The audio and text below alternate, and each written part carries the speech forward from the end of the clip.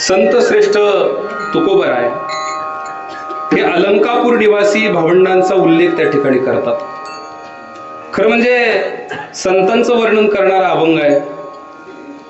उघड उघड ज्ञानोबरायांच्या कुटुंबाचा उल्लेख त्या अभंगामध्ये नाही, परंतु चिंतन मात्र त्या अभंगातून ते त्या संतांचंच करतात हे आपण अनुमान प्रमाणाने सिद्ध करू शकतो. आणि म्हणून तुकोबरायांचं म्हणणं असं आहे की ज्या अर्थी ज्ञानोबर आहे आणि ज्ञानोबरायांसारख्या अर्थात विभूती ज्ञानोबरायांचा परिवार हा ज्ञानासाठी आपल्याला वरदान ठरला, आपल्याला ज्ञानाची दिशा मिळाली, अंधकारातून आपल्याला दूर जाता आलं, अज्ञानापासून दूर होता आलं. याला एकमेव कारण संत श्रेष्ठ ज्ञानेश्वर महाराज 750 वर्षापूर्वी जी गीतेवरील टीका केली, मूळ ग्रंथ गीता, तो सर्वसामान्याला कळावा याकरता ज्यांचा अवतार आहे ते ज्ञानोबर आहे. अर्जुना संकट पडता भारी, गीता सांगे हरी कुरुक्षेत्री, तोची अवतार धरी अलंकापुरी, ज्ञानाबाई सुंदरी ताराबाई. आणि म्हणून या ज्ञानोबरायांच्या ठिकाणचं असणारं तेज, ज्ञान, ज्ञानोबरायांच्या ठिकाणचं संतत्व, अधिकार, परंपरा, या सगळ्या गोष्टी पाहिल्यानंतर तुकोबराय म्हणतात का ते एवढे अधिकारी नसतील, का ते एवढे ज्ञानी नसतील, ज्यांचे आईवडीलच एवढे अधिकारी आहे. आईवडिलांच्याच ठिकाणी कुळ परंपरा, गुरु परंपरा, रक्त परंपरा आहे, तिथं ज्ञानोबराय कसे असणार आहे. म्हणून ज्या अर्थी बीज शुद्ध असेल तर फळ सुद्धा त्या येणाऱ्या झाडाला शुद्ध येईल. शुद्ध बीजा पोटी फळे रसाळ गोमटी. म्हणून उदाहरण देताना एका वृक्षाचं उदाहरण दिलं, परंतु वर्णन मात्र त्या अनुषंगाने संतांचं केलं. आता पहिल्या चरणामध्ये ते संतांचं वर्णन आहे आणि अशा प्रकारचे शुद्ध, असं बोललं लक्षात येतं ना, शुद्ध बीजा पोटी फळे रसाळ गोमटी, अशी रसाळ असणारी फळं किंवा अधिकारी असणारे संत ओळखायचे कसे याच्या खुणा या पुढील 3 चरणामध्ये दिल्या. आणि त्या पुढील 3 चरणामध्ये अशा खुणा दिल्या बघा. यांना जर ओळखायचं असेल तर काय, मुख्य अमृताची वाणी, अशी संत हे मुखाने अमृताची वाणी त्यांच्या मुखातून प्रगट होईल. शब्द जैसे कल्लोळ अमृताची, मुखे अमृताची वाणी. देह कशासाठी वापरला जाईल, देवाचे कारणे. पुढे त्यांचं सर्वांग निर्मळ आणि चित्त म्हणाल तर जैसे गंगाजळ. आणि ज्यांच्या ठिकाणी गेल्यानंतर, ज्यांना पाहिल्यानंतर, ज्यांच्या दर्शनानंतर हेवे दावे, मतभेद, सुख दुःख याच्या पलीकडे माणूस निघून येतो आणि पाप पुण्याचा सुद्धा तो गणित विसरून जातो. तुका म्हणे जाती पाप दर्शने विश्रांती, विठ्ठल विठ्ठल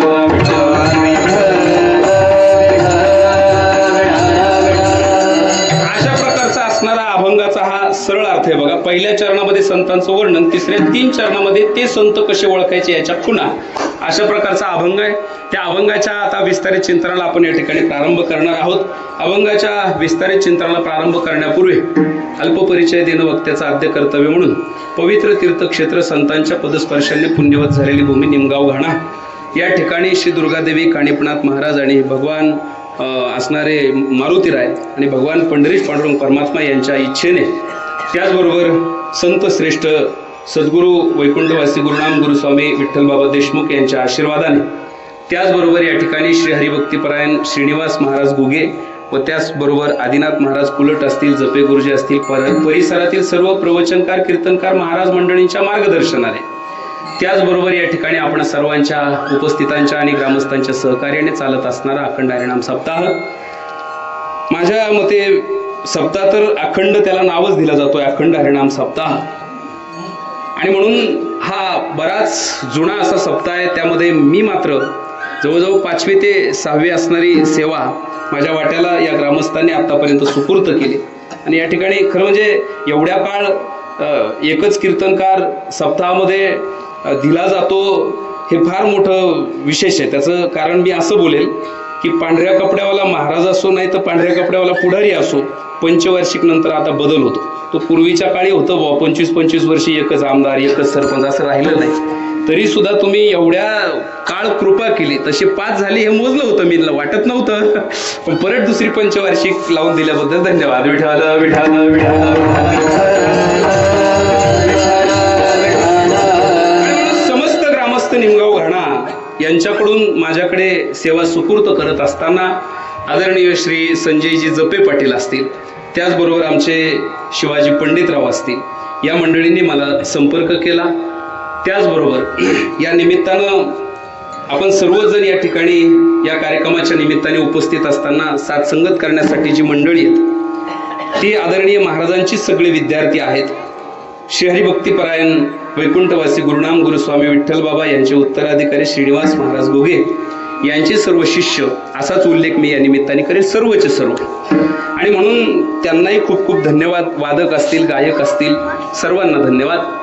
आणि या निमित्तानं मग अजून उपस्थित विनेकरी बाबा, तुलसी वृंदावनवाल्या मावशी, आमच्या भाळवणीच्या छाया मावशी, आणि भाळवणीतून आलेला ग्रामस्थ परिवार म्हणजे चमटे साहेब असतील, सुपेकर साहेब असतील, विनेकरी रोकले बाबा असतील, आमचे चंदूशेठ रोकले असतील, आमचे यादवराव वाळुंज बाबा असतील, लक्ष्मणजी कोकरे पाटील असतील, आणि मग या ठिकाणी आदरणीय श्रीहरिभक्तीपरायण जपे गुरुजी असतील, त्याचबरोबर या ठिकाणी दुसरे विनेकरी बाबा असतील, आणि काहींचे नाम परिचित आहे, काहींचे नाही. इकडे आमचे नारायण बाबा असतील, त्याचबरोबर या ठिकाणी सर्वच मंडळी. अजून मला सिस्टमवाले तुम्हालाही धन्यवाद. आणि अजून एक विशेष महत्त्वाचं म्हणजे असं, सिन्नर तालुका माझी जन्मभूमी आणि कर्मभूमी ढवळपुरी पंचकृषी पारनेर तालुका. तर माझ्या गावाकडून काही मंडळी आलेली आहेत ज्यांचं नाव आहे अण्णासाहेबजी शेंडगे पाटील. 4-5 आपल्या परिसरामध्ये पोल्ट्री फार्म वगैरे या सगळ्या क्षेत्रामध्ये जे मेडिकल आहे त्याला डिस्ट्रीब्युटर म्हणून ते काम करतात. 5-7 त्यांचे मेडिकल आहे आणि ते विशेष माझ्याकडे भेटण्यासाठी ते या ठिकाणी आले. त्यांनाही मी धन्यवाद देतो. ते अचानक आले आणि त्यांना डायरेक्ट इकडे घेऊन आलो, कारण त्यांना म्हटलं तेवढा वेळच नाही, आपण आता गेल्यावर काय असं ते मुक्कामीच आहे, त्यामुळे काही अडचण नाही. आणि म्हणून त्यांनाही धन्यवाद. त्यांच्यासोबत आलेले त्यांचे सहकारी मित्र, त्यांनाही धन्यवाद. आणि या ठिकाणी उर्वरित वेळ जो आहे तो आता गोड असा चिंतनामध्ये खर्च करण्याचा प्रयत्न करू. 1.25 तास तर कीर्तनामध्ये गेलेला असतो, चाल वगैरे वगैरे. आता ते तिकडं चाल वगैरे ते ह्यांचं झालं. आता असं असतं बरं का, कुणी कमी नाही, कुणी जास्त नाही. एका उनी बळी असं आळंदीत म्हणलं जातं, पण मी त्याच्यापेक्षा थोडा आगाऊपणा करतो. असं करतो की असं म्हणायचं की कोणाचीच तुलना कोणाशी करायची नाही. कीर्तनकाराची गायकाशी नाही, गायकाची वादकाशी नाही, आणि वादक, गायक आणि कीर्तनकार यांच्याशी ऐकणाऱ्याची नाही. तर अशी ज्याचा त्याचा अधिकार आहे. एकच वाक्य वापरतो. मला असं वाटतंय की चंद्राने सूर्याची तुलना करू नये आणि सूर्याने चंद्राची तुलना करू नये, पण एक वाक्य नक्की वापरतो. दोघांनाही वेळ येत असते. चंद्र चंद्राच्या वेळेत चमकतोच आणि सूर्य सूर्याच्या वेळेत चमकतो. आणि म्हणून बिचाऱ्यांनी ह्या सर्व मंडळींनी त्यांचं असणारं गायन, त्यांना प्राप्त झालेली साधना रूपी जे काही ते प्रस्तुत केलं, तुम्हालाही धन्यवाद. आता मला जे वाक्पुष्प सरस्वती माता प्राप्त करणार आहे ते मी समोर ठेवत असताना आपण सहकार्य करा, एवढीच विनंती. आणि तुम्हाला सुद्धा परत एकदा धन्यवाद. आणि उरलेली जी वेळ आहे, अभंग छान आहे, गोड आहे, आपल्या भाषेत, आपल्या भागाप्रमाणे. मला दरवर्षीपेक्षा तर गर्दी खूप वाटते गड्या. प्रभू तुम्ही महेश याची अमृत. म्हणजे कशामुळं वाढली असेल काय माहित नाही. बहुतेक 1500 असं, तसं नाही, ते 1500 नव्हतं मला म्हणायचं, 7 ते 9 मुळे वाढले. अच्छा, पहिले 9 ते 11 होतं आपलं, बरोबर आहे. तरी मी म्हटलं गर्दी कशी काय वाढली बुवा. धन्यवाद. तुम्हाला सुद्धा सर्वांच्या चरणी माता विनम्र करतो आणि उरलेली वेळ जी आहे ती चिंतनामध्ये खर्च करण्याचा प्रयत्न करतो. पंढरीच्या देवा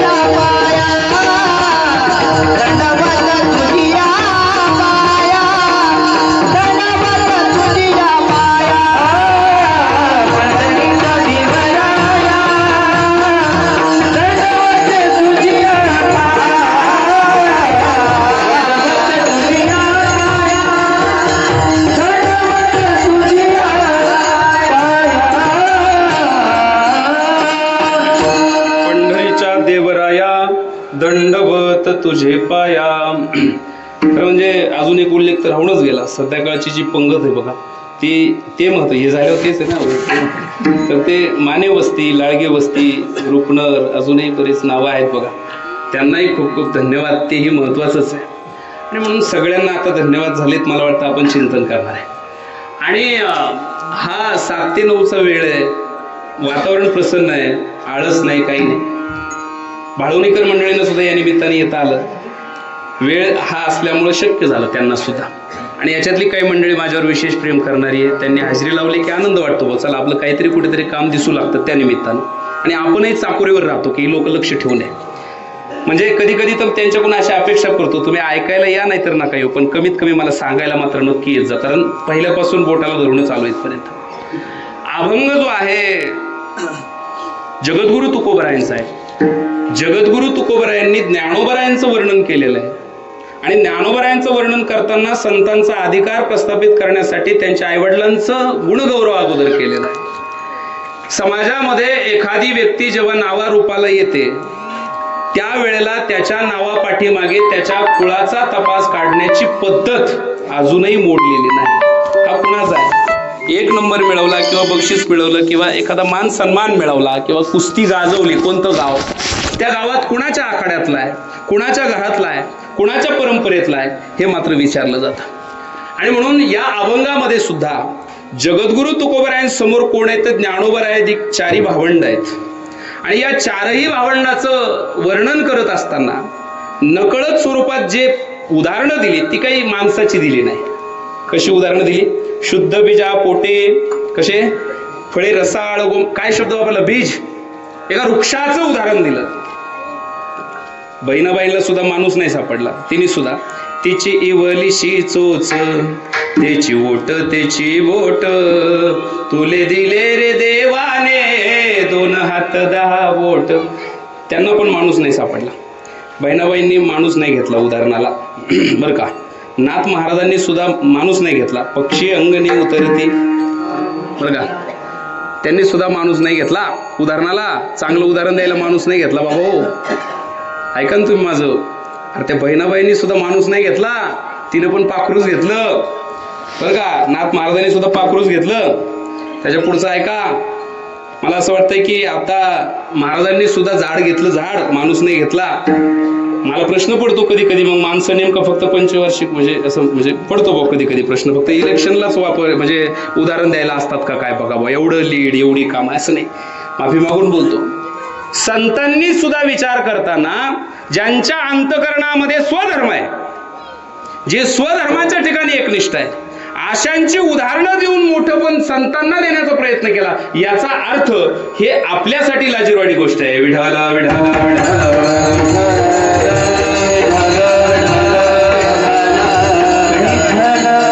माझं वैयक्तिक मत आहे, त्याच्यामध्ये संतांचा काही दोष नाही. माझ्या मताला बाध असू शकतो, मग माझं मत आहे भाऊ. एखाद्या आदर्श व्यक्तिमत्वाचं उदाहरण ते नाही दिलं, लाकडाचं दिलं, झाडाचं दिलं, पक्षाचं दिलं. आणि त्याच्यामध्ये त्यांनी वर्णन करताना असं म्हटलंय शुद्ध बीजा पोटे. आणि हे वर्णन का केलं जरा लक्षपूर्वक ऐका, फार महत्वाची गोष्ट सांगतो. वर्णन ज्यांनी केलंय ते तुकाराम महाराज आहे आणि ज्यांचं वर्णन केलंय ते संत ज्ञानेश्वर महाराज आहे. आता ह्याच्यामध्ये 2 बाजू दुसऱ्या अजून महत्वाच्या आहेत. ज्यांनी वर्णन केलं तेही संत आहेत आणि ज्यांचं वर्णन केलं तेही संत आहेत. आता ह्याच्यात जास्त काही बोलायची गरज नाही. एक वैराग्याचे महामेरू आहे आणि दुसरे त्या ठिकाणी ज्ञानाची देवता आहे, बरोबर आहे ना. ज्ञानियांचा राजा गुरु महाराव म्हणती ज्ञानदेव.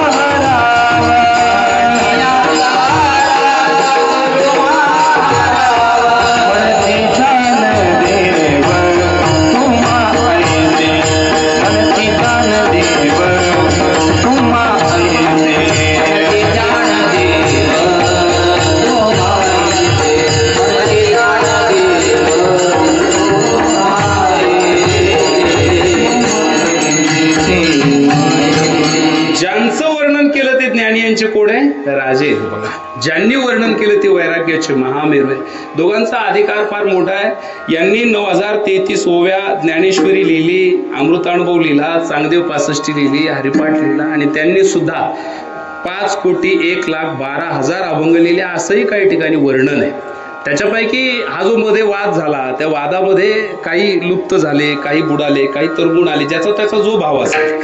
मला असं वाटतं की अभंग हे कोटी भक्ती पर केले, ज्ञान पर केले तितुकेची, 75 लक्ष वैराग्य वर्णिले, नाम ते गायले तितुकेची, 60 लक्ष केला बोध या जगासी, वर्णिले रूपाशी तितुकेची, 30 लक्ष केली देवासी करुणा, कर्मकांड जाना 1 लक्ष, 12 सहस्र स्वात्मा अनुभव, एवं सर्व संख्या जाणायसी, विठ्ठल विठ्ठल विठ्ठल.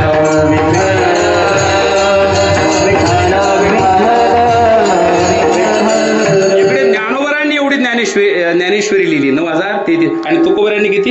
ह्या अभंगात वर्णन आलंय 5,01,12,000 एवढे अभंग तुकोबरायचे.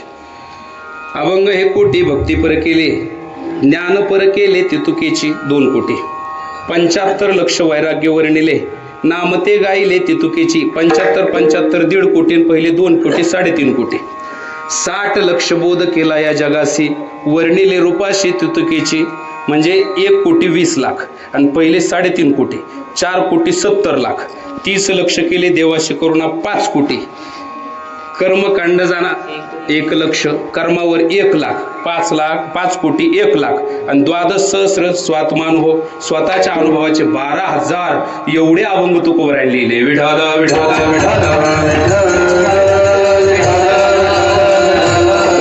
म्हणजे दोघांची उंची, दोघांचा अधिकार हा समान आहे. एखाद्या व्यक्तीला एखादं परमोच्च पद गाठवायचं असेल, त्याला ज्याने, आता याला दुसऱ्या भाषेत काय म्हणायचं, परीक्षक, काय म्हणायचं, कीर्तन परीक्षक. जसे संदीपन महाराज शिंदे कसं कीर्तन केलं, त्यांनी ती पडताळा करायचा, त्यांचा अधिकार त्यांना. तसं ज्ञानी म्हणून चालेल का? ते काही माझं म्हणणं लक्षात येते का? आवाजाचं बघा. मला असं म्हणायचंय, ती जी पदवी आहे ज्ञानी यांची राजे, पैसे देऊन दिली का? लक्षात येते का? बघा बघा, हे त्या काळात नव्हतं. बहुतेक गोष्टी बहुतेक क्षेत्रामध्ये पैसे देऊन ते मिळवत, लायसन अमुक तमुक बऱ्याच गोष्टी. आता ह्याच्यावर मला वापव करायचं नाही. पण ज्ञानोबरायांचं ज्ञान संपन्न अधिकार सिद्ध करण्यासाठी ज्या महात्म्यांनी त्यांचा, ज्ञानियांचा राजा म्हणून गौरव केला, तो त्यांचा खराखुरा अधिकार आहे. आणि तो अधिकार ज्यांना सिद्ध करायचा आहे, ज्यांना तो अधिकार यांना ज्ञानी म्हणा, ते सुद्धा तितकेच तोलामोलाचे. थोडं आपल्या भाषेत सोपं करून सांगतो. थोडंसं बघा, तुम्हाला जमेल तसं. काय याच्या काही रेकॉर्डिंग चालू नाही, पण सांगतो. छोरा महाराजासारखा माणूस नाही. वा वा, 1 मिनिट. होय, मला एक सांगा, ह्याच्यात तो काय वाईट बोलला का? तो काय वाईट बोलला का? चांगलंच बोलला. छोरा महाराज म्हणजे जीव माणूस आहे. काय वाईट बोलला का तो? काय वाईट बोलला तो? चांगलं बोलला. बरं, आता हे किती लोकांना पटन? ते चांगला असू नाही तर नसू, ज्याने वर्णन केलं त्याच्या लेटर पॅडवर खाली मोहर कुणीच लावणार नाही, कारण त्याचा तो अधिकार नाही. विठ्ठल विठ्ठल.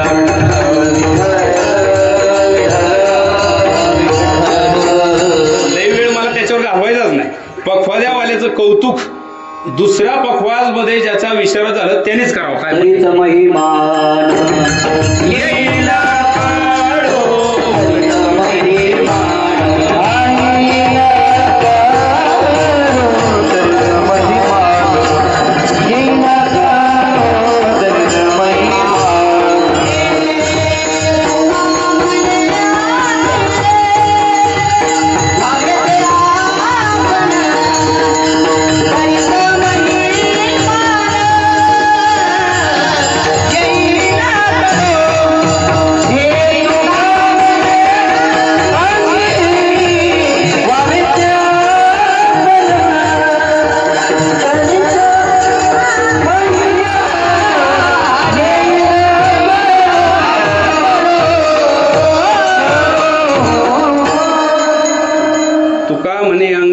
ते आपण तरीच महिमान. किंवा अजून एक प्रमाणे बघा, तुका म्हणे मज कळते चाचणी, बडबडीची वाणी अथवा सत्य, मज अनुभव आहे अंगी, ते या जगात देत असे. बरोबर आहे ना?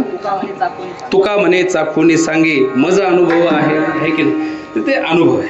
जाऊ द्या, हा विषय झाला प्रमाणाचा. आणि माझा विषय जो तुमच्यापर्यंत पोहोचला होता, एखाद्या क्षेत्रातील कलेचा जर गौरव करायचा असेल, तो समोरचा व्यक्ती त्या क्षेत्राशी पारंगत असावा. तसं ज्ञानोबराय संत आहे आणि त्यांचाही उल्लेख करायला संत असावा, मग गायकाचं तेच, मग एखाद्या गाडी चालवणाऱ्याचं तेच, मग हार्मोनियम वाजवणाऱ्याचं तेच, त्याला समान अधिकारी लागेल, त्याने त्याचं कौतुक करावं. बस इथपर्यंत आपल्याला पोहोचायचं होतं. मग त्याच्यामध्ये गुरु परंपरा, कुळ परंपरा सगळ्याच गोष्टी आपण पाहू शकतो, पाहता येईल. मग आता पहिला प्रश्न फक्त एवढाच आहे की तुकोबराय तुम्ही त्यांना शुद्ध बीजापोटी फळे रसाळ, तुम्हाला त्यांच्यामध्ये रसाळपणा वाटला, त्यांच्यात अधिकार वाटला, त्यांच्यात ज्ञान वाटलं, त्यांच्यात संतत्व वाटलं. कारण काय? जास्त वेळ आपल्याला थांबायचंच नाही त्याच्यावर. कारण ते म्हटले कारण काय नाही. तुकोबरायांच्या त्याच्यात उत्तर असं आलं बरं का, ज्या अर्थी, आता ज्या अर्थी इथं शब्द आला की याला म्हणायचं अनुमान प्रमाण, व्याकरण दृष्ट्या अनुमान प्रमाणात प्रवेश झाला. झाड जाणे जे फुले, मानस जाणे जे बोले, भोगे जाणे जे केले पूर्वजन्मीचे अनुमान प्रमाण लावलं, म्हणून त्यांना एवढा मोठा अधिकार देण्याचं धाडस केलं. अनुमान कसं लावलं? नुसतं त्यांचं ज्ञान किंवा नुसती त्यांची ज्ञानेश्वरी, नुसता त्यांचा स्वभाव पाहिला नाही, तर त्यांच्या कुळामधल्या मागील माणसांचा सुद्धा आम्ही अभ्यास केला आणि त्यानुसार दिसून आलं की यांचे आईवडील अधिकारी होते, म्हणून ज्ञानोबराय अधिकारी आहे. विठाला विठाला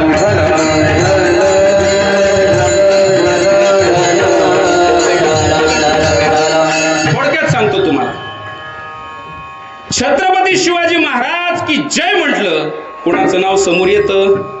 बोला, विठाला विठाला विठाला.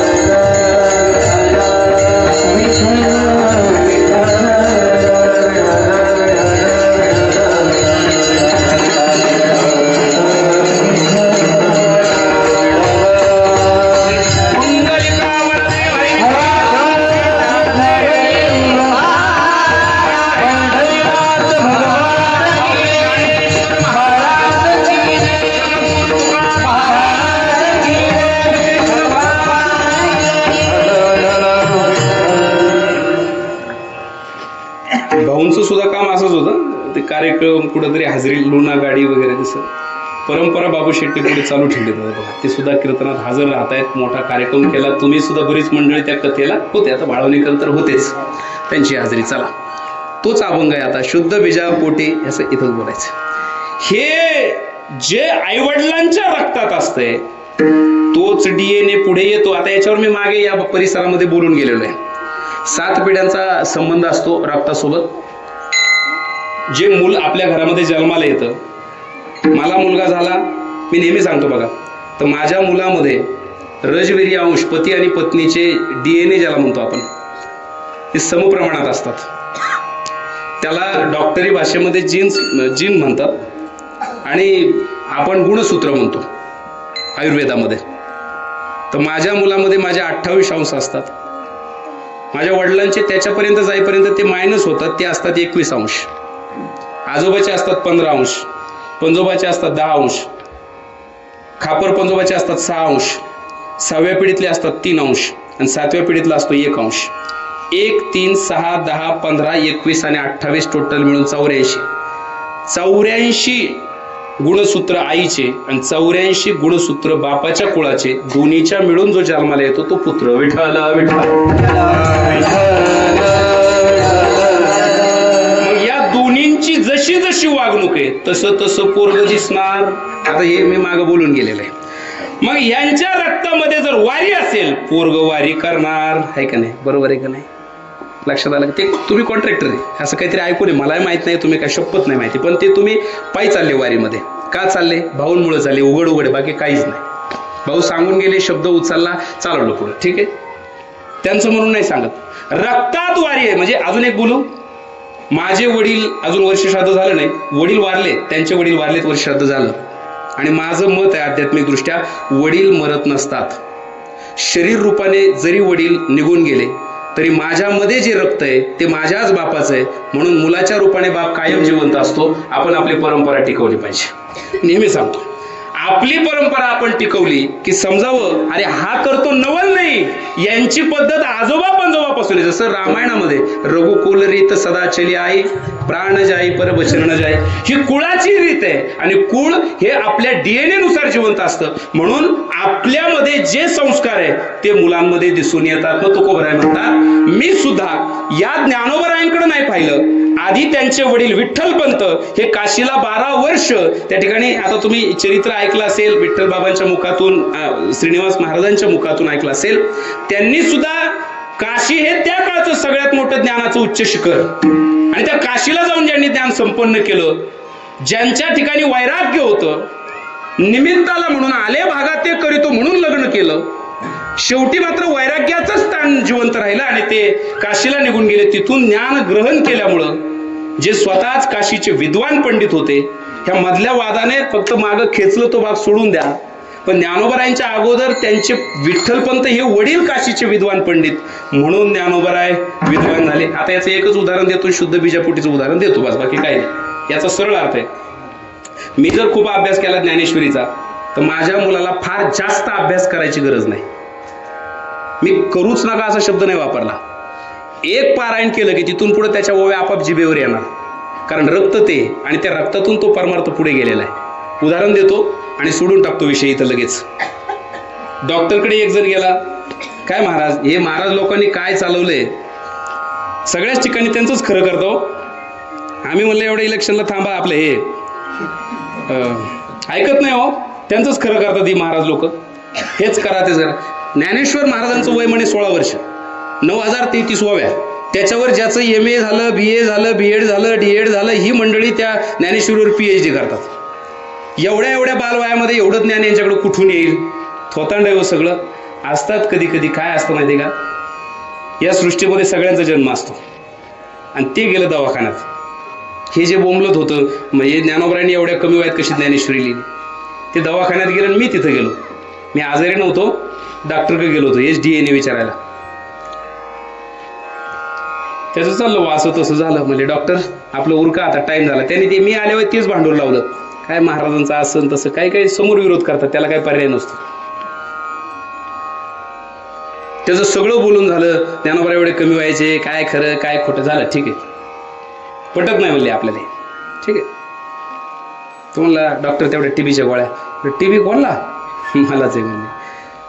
अरे तू तर आताशी गाड होतीस 39, तुला TB कसं काय झाला? मला नाही, माझ्या बापाला होता ना तसंच मला झाला. अरे म्हणलं मग टोन घ्या, तुला TB होता, तुझ्या बापाचा तुला आला का नाही? तसं ज्ञानोबरायांचे वडील हे विद्वान पंडित होते, तेच ज्ञान ज्ञानोबरायांना आलं, शिक्षण नाही झालं म्हणून काय झालं? म्हणणं काय बा, हे कुठं शाळेत गेल्याचा दाखला नाही, कुठं शिकले नाही, कुठं काय नाही, कुठं PhDचं लेटर नाही, मग यांनी ज्ञानेश्वरी सारखा ग्रंथ लिहावा, मान्य होत नाही, हे त्याचं म्हणणं होतं. जसा TB रक्तातून आला तसंच हे ज्ञान हे रक्तातून आल्यामुळं गौरव करताना, संतांनी मान देताना अगोदर फळाला नाही दिलं, ते फळ ज्या झाडाला आलं त्या झाडाला दिलं अभंगाचं पहिलं चरण. शुद्ध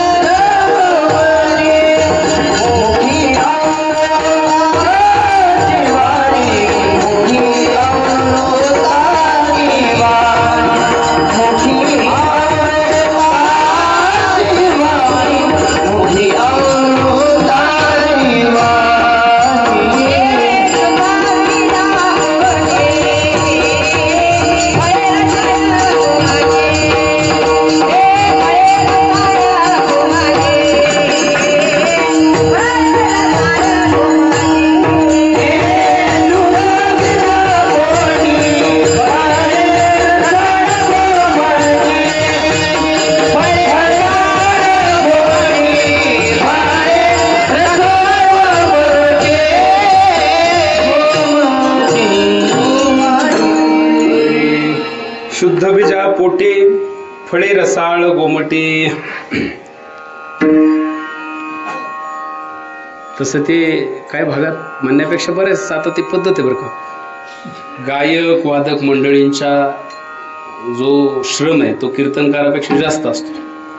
पण ते त्यांना दाद नाही देतो तुम्ही लोक. म्हणजे मग मला म्हणायचं असं आहे, चाल झाली वाजून झाली. काही भागात अशा कडकडून टाळ्या वाजवतात बघा. म्हणजे तुम्ही नका वाजवा आता, तुम्ही सांगतो. असे कीर्तनकाराला, गायकाला, कलाकाराला एक प्रोत्साहन म्हणजे टाळे, प्रोत्साहन म्हणजे तुमच्या चेहऱ्यावरची स्माईल, प्रोत्साहन म्हणजे वा वा. बसल्या जागेवर कमी तुम्ही नाही काय तर असं असं ते वट करत ना वा. मला धरूनच असं करावं वाटलं होतं असं. तर ते आता काय थोडस असतं. मी एक ठिकाणी बोललो तुम्ही काऊन बरं असं करताय. ते म्हणले महाराज बोलायचं नाही, आम्ही सगळं तुम्हाला उत्तर दिलं की नाही. बरोबर. तेव्हापासून मी त्यांना काही म्हणतच नाही लोकांना. लईच तसं मला मूड वाटलं बा आज टाळ्या पडल्या पाहिजे काय, तर मग मी काय करतो, गायकांनी गायन केलं का मी टाळ्या वाजवतो, मी बोललो का ते टाळ्या वाजवतो. सावड करायची आपल्याला, जमून जातं ते बरोबर समोर. आणि याच्या पुढचं आता ते कसं असतं, भागाभागावर असतं.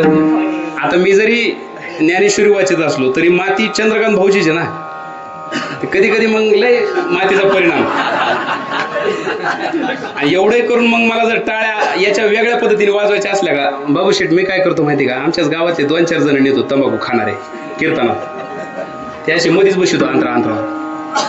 त्यांना काय सांगावं लागत नाही. कटाळा आला का ते बरोबर काढीत आहे. तुम्हाला सांगतो, ठोका टाकला का बाकीच्याला काय माहिती का म्हणून टाकलं टाळ्या इकडे. तुम्हाला सांगतो त्याला जुन्या भाषेत आहे, आपलाच माईक आणि आपलंच ऐक. विठाला विठाला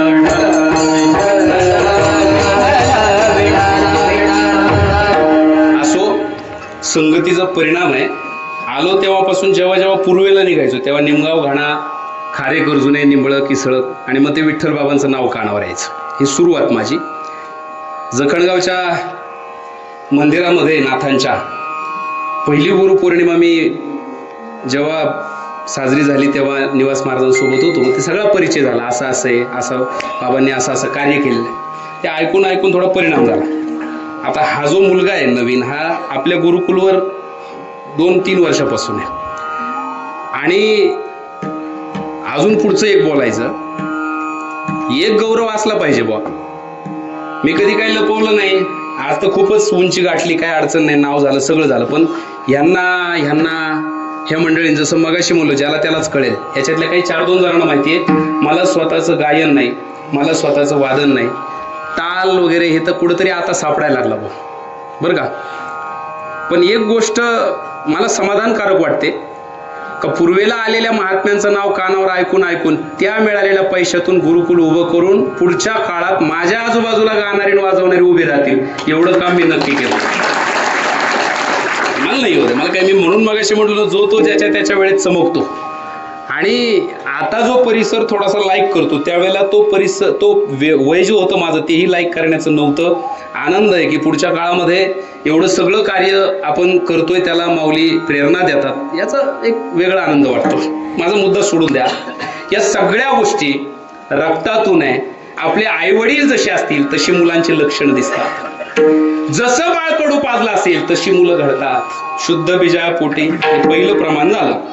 मला असं वाटतंय की छत्रपती शिवाजी महाराज की जय म्हटलं की आपल्याला राजमाता जिजाऊ आणि शहाजीराजे सांगायची गरज. ज्ञानेश्वर महाराज की जय म्हटलं की विठ्ठलपंत रुक्मिणीचा इतिहास आपोआप डोळ्यापुढे उभा राहतो. जे आळंदीच्या परिसरात राहिले जगद्गुरु तुकाराम महाराज की जय म्हटलं की त्यांचे असणारे वडील बोलोबा आणि आई कणकाई हे आपोआप डोळ्यापुढे उभे राहतात. बरोबर आहे ना? कळलं का माझं बोलणं? ऐका. काय कारण आहे? कारण काही नाही. मुळात यांचे विचार शुद्ध आहे, चित्त शुद्ध होती, बस. यांचं चित्त शुद्ध आहे, यांचे विचार चांगले आहे, यांचा परमार्थ चांगला आहे, आणि तोच परमार्थ आपल्या मुलांना दिला. कळलं का माझं बोलणं नीट आहे का? छत्रपती शिवाजी महाराजांना बाळकडू पाजत असताना रामाकृष्णांच्या गोष्टी या स्वतः राजमाता जिजाऊंनी जसं आजीनं आपल्या नातवाला गोष्ट सांगाव्या तशा असणाऱ्या आदर्श राजाच्या गोष्टी आणि आपला आदर्श राजा रामाच्या गोष्टी या असणाऱ्या छत्रपतींना ऐकवल्या. बाळकडू पाजलं म्हणून तर छत्रपती शिवाजी महाराजांसारखे वीर रत्न आपल्याला महाराष्ट्राला प्राप्त झाले. कष्ट घेतले त्याच्यासाठी. बोलणं जरा व्यवस्थित ऐका, फार महत्वाची गोष्ट मी तुमच्या समोर ठेवतोय. म्हणून आपण आपल्या मुलांना, मी बोलेल शुद्ध बीजापोटी, मुलांचा गौरव तुमचा गौरव, मुलांचा सन्मान तुमचा सन्मान, मुलांची श्रीमंती तुमची श्रीमंती. जास्त वेळ घेत नाही. एकच पेढा आहे आणि आई आणि मुलगा किंवा बाप आणि मुलगा रस्त्याने चाललाय, एकच पेढा आहे, तोडायचाच नाही. पूजेचा नियम असा आहे, पेढा तोडायचा नाही. आणि माझा पुढचा प्रश्न असा आहे, दोघं खुश करायचे. आता का पुढचं काही तुम्हाला सांगायची गरज नाही. त्या लेकराला जर तुम्ही तो पेढा भरवला आणि बापाला किंवा आईला जरी दिला नाही तरी आई आणि वडील रागवतात का? बोला, रागवत नाही. याचा हिंदीमध्ये वाक्य असं होतंय, दो जिस्म म्हणजे शरीर, दो जिस्म और एक जान म्हणजे आई आणि मुलगा आणि वडील आणि मुलगा. विठ्ठल विठ्ठल म्हणून आपल्या मुलांनी गौरवास्पद क्रांती करावी असं वाटत असेल तर बालपणापासून त्या पद्धतीने आपण संस्कार दिले पाहिजे. लालयत पंचवर्षांनी दशवर्षांनी ताडयत प्राप्तयतो षोडशे वर्ष पुत्रमित्र वदाचरित. शास्त्र असं म्हणतात. लालयत पंचवर्षांनी 5 वर्षे त्याचे लाड करा, 10 वर्षे त्याचं ताडण करा. ताडण करा म्हणजे वेळोवेळी त्याला शासन करा. तो नुसतं शासन, रागावू नका तर त्याला मारा, मारून टाका हा शब्द नाही, मार द्या. बैलाला चापकाशिवाय नांगरात चालता येत नाही. पक्वादवाल्याला पक्वादावर थाप टाकल्याशिवाय आवाज काढता येत नाही.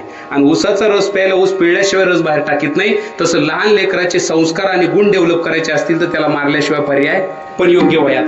जोपर्यंत ते लहान आहे तोपर्यंतच त्याच्यावरती संस्कार होतात. त्या लहानपणी जर तुम्ही चांगले संस्कार देण्यामध्ये सक्षम ठरले, मी बोलू माफी मागून, 16 वर्षापर्यंत तुमच्या हातात आहे.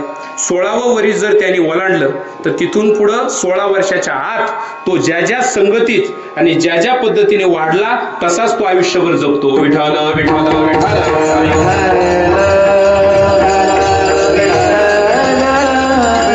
माझं बोलणं पटतंय का बघा. म्हणून 16 वर्षापर्यंत त्याला चांगली संगत द्या, त्याला चांगला आहार द्या, त्याला चांगला परमार्थ द्या, त्याला चांगलं बाळकडू पाजा, त्याला चांगलं ऐकवा तसं वातावरण करा. आता मला विनोद करायचं म्हणून बोलायचं असं नाही, पण मोबाईल आपल्या पिढीचा सर्वनाश करतोय. एका बाजूने मी त्याला नाव ठेवतोय असं नाही, विज्ञानाचा सन्मान आहे, त्याचा वापर कसा करावा हे तुमच्या हातात आहे. माचीच्या काडीच्या पेटीने घर पेटवायचं की चूल पेटवायची हे तुम्ही ठरवायचं आहे. चूल पेटवली तर योग्य आहे आणि घर पेटवलं तर नाश आहे. तसं मोबाईल, इंस्टाग्राम, ते फेसबुक, युट्यूब ह्याच्यामुळे जो स्क्रीन टाइम वाढलाय आणि मुलांच्या ब्रेनवर त्याचा डेंजर परिणाम होतोय, याचे परिणाम आपल्याला आज नाही पुढच्या काही 10, 5, 50 वर्षामध्ये पाहायला मिळतील. मुलं कदाचित वेडे झालेले असतील, मुलं कदाचित नपुसक झालेले असतील, कदाचित ते विचारासाठी सक्षम नसतील आणि विचारापासून ते जर दूर गेले तर यौवनम धनसंपत्ती प्रभुत्वम विवेकता एकेकमप्य अनर्थाय किम कुर्वन्ति चतुष्टयम. धन असून काय उपयोग? संपत्तीच चांगली नाही राहिली, संपत्तीला किंमत आहे का? बोला, माझं बोलणं लक्षात येते ना. पण संपत्ती जर आपल्याला व्यवस्थापित करता आली, तिचं व्यवस्थापन चांगलं करता आलं, कुठे खर्चावा, कुठं खर्चू नये, किती ठेवा. मुलगा चांगला असेल तर संपत्ती, मुलगाच चांगला नसेल संपत्तीचा काय उपयोग नाही. म्हणून संपत्तीसाठी आधी संततीला योग्य त्या विचाराचा प्रबळ देऊन आणि मोठं करा. विठ्ठल विठ्ठल विठ्ठल.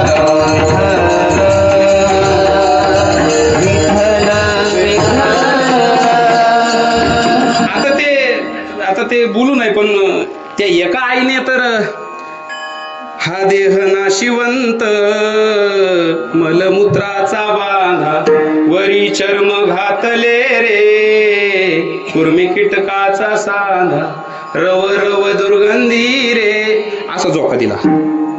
तिचं नाव मदारसा, लय वेळ नाही घेत, तिचं नाव असा झोका दिला तिने. हा, ते तो प्रल्हाद आहे का, प्रल्हाद, त्याला सुद्धा त्याच्या आई कयादू बाप होता असा, पण आईनं मात्र संगत कुठली दिली? नारायण. महर्षी नारदाच्या आश्रमात राहिल्यामुळं प्रल्हादजी कशी घडले, नामधारक घडले, मी वेळ घेत नाही. आणि आताच्या आया जे मुलांना गाणे ऐकवतात, आप्पाचा विषय लय हार्ड आहे, आप्पाचं क्रेडिटचं कार्ड आहे, आप्पाचं घरात नाही लक्ष पण आप्पाचं गावातलं नाव आहे. वा वा. अजून एक बोलू? तुम्ही हसले का बरं? सांगू का नको सांगू ना? मला पुढची तारीख पाहिजे त्याच्यामुळे नाही सांगत. विठाला विठाला